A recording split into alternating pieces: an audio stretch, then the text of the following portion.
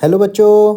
तो इस सवाल में बोला है the radiation power from a source at temperature T and 2 metre away is 2 watt per metre square. If the temperature of the source is increase by 100%, the radiation power at a distance 4 metre from the source will increase by कितना percentage increase आएगा energy received per unit area में, right.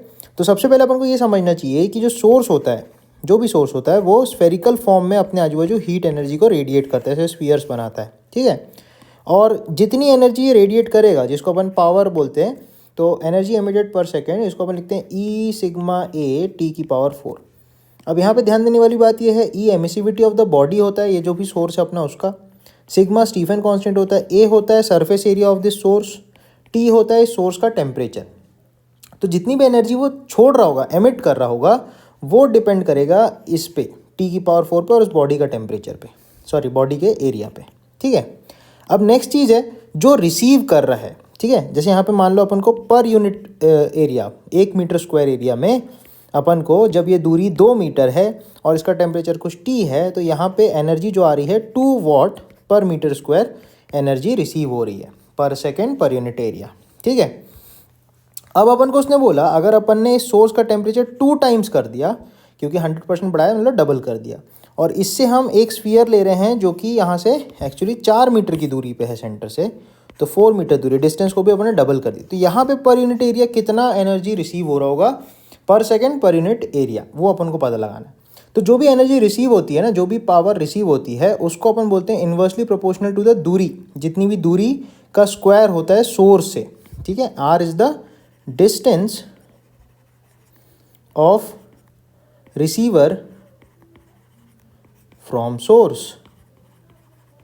तो जो power emit हो रही है, ठीक है, ये एमिट वाली पावर हो रही है, ये रिसीव्ड वाली पावर हो रही है। तो सबसे पहले अपन को देखना जो एमिट वाली पावर है वो टी की पावर 4 पे डिपेंड कर रहा है, और जो रिसीवर है वो आर स्क्वायर पे डिपेंड कर रहा है, ठीक है।